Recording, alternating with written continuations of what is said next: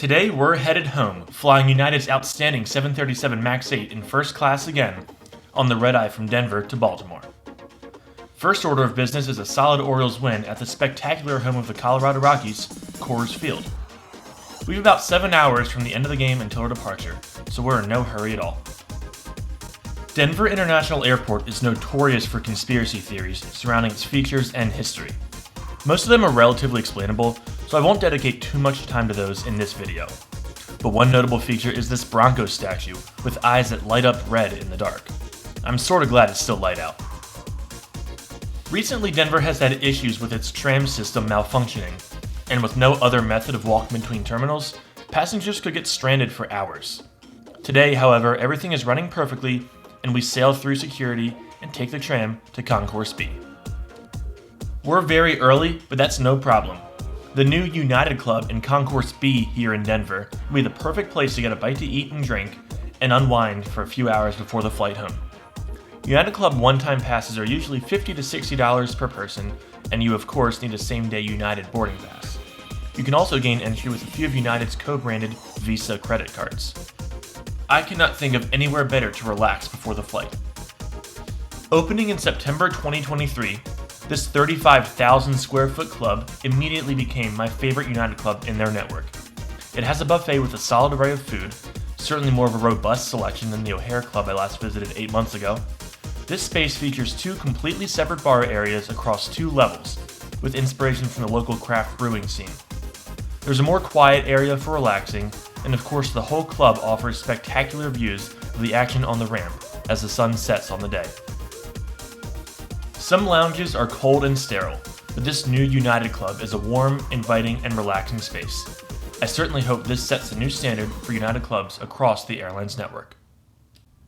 The one drawback from our standpoint is that the lounge closes at 9:30, over 2 hours before our departure.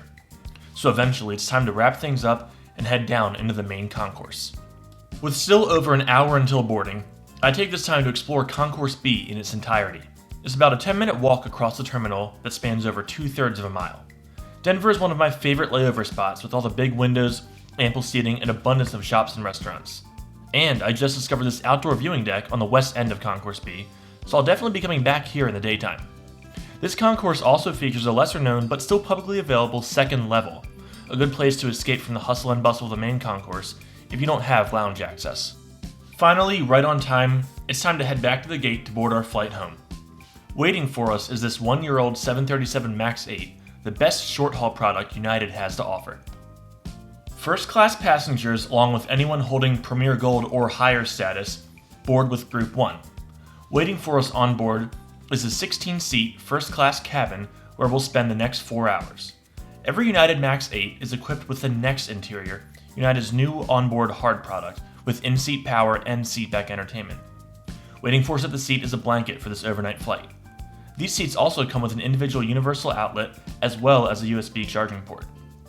Also at our seat is the final edition of the Hemispheres magazine, which went out of production after September 2024. There's nothing like a fleet page or a fold-out route map, and it's such a shame to see these go. For so many flyers and avgeeks, these pages hold a certain nostalgia and a special place in our hearts. While it's easy to understand why an airline would stop printing monthly in-flight magazines, I'd be lying if I said I won't miss them. We're handed pre-departure waters, and before you know it, it's time to head home.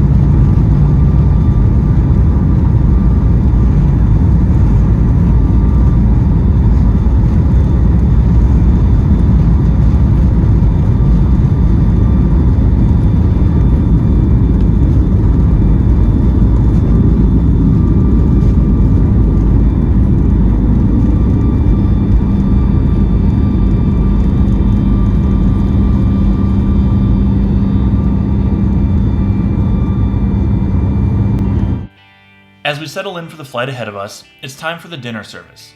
Yeah, I know, it's after midnight. Unlike Delta and American, who cut off meal services after 9 p.m. departures, United, from what I can tell, offers first-class meals regardless of the departure time. You of course have the option to skip meal service, but since it's included in your ticket, you feel like you're not getting your money's worth. And you know how it's a bad idea to go grocery shopping when you're hungry because you buy way more than you need? Pre-ordering your midnight meal a few days in advance during the day when you have a generally bigger appetite is also unwise. So if you're in this position with a United Redeye flight coming up, keep that in mind. Anyway, dinner time. I pre-ordered the chicken enchiladas but was told on board that they didn't load those, so I went with my second option of 4-cheese rigatoni. Definitely tasty, and overloading on carbs is a good way to go into food coma for the rest of the flight. My girlfriend had also pre-ordered, but decided on board that she just wanted to sleep. Meal service winds down with under 2 hours of flight time remaining, so any chance of getting decent sleep is basically gone. Even if you chose to skip the meal service, the cabin was relatively active while people ate. But even after our trays were cleaned up, the front galley was really bright and flooded the cabin with light. That, and the flight attendant held a conversation with the passenger in the first row for a good hour, and they weren't the best whisperers. Other members of our party gave up on trying to sleep and played cards to pass the time. On paper, a full meal service and friendly crew are always a good thing. But red-eye flights are a whole separate beast, and passengers are really only focused on one thing: sleep. I'm not saying to eliminate the meal service, as there are surely some passengers who appreciate that, but the crew should be really conscious to keep light and noise to minimal levels. From your standpoint, always bring an eye mask and headphones. Always, for situations just like this one. With an eye mask, coupled with the Bluetooth headphones I had with me, I certainly would have been able to doze off for an hour or so. But even with the distractions preventing sleep, this was still a really enjoyable flight thanks to the seat comfort and entertainment. The time passed quickly, and before long, we're descending over Washington, D.C., and making the turns to line up with runway 33 left for our pre-dawn arrival. As I've said in other videos, United is closing the gap quickly in the race for the best US airline. And if this service and if that United Club are any indication, the bar is being raised very quickly. And as a consumer, that's really exciting.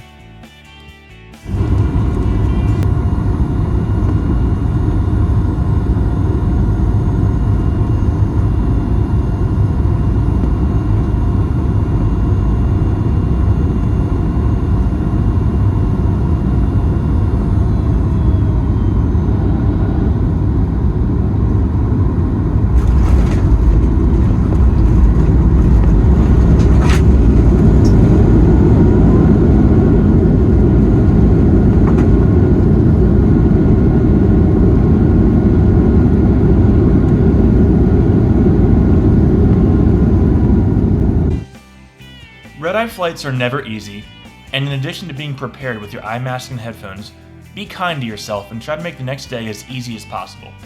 We were able to go right home and crash. I have had to work the next day, and in those cases, caffeine is your friend. I hope you enjoyed this flight. Please be sure to drop a like and subscribe to the channel. There's plenty more content coming soon. 2025 holds a lot for this channel, and I hope you'll be along for the ride. Have a happy new year, and we'll see you next time.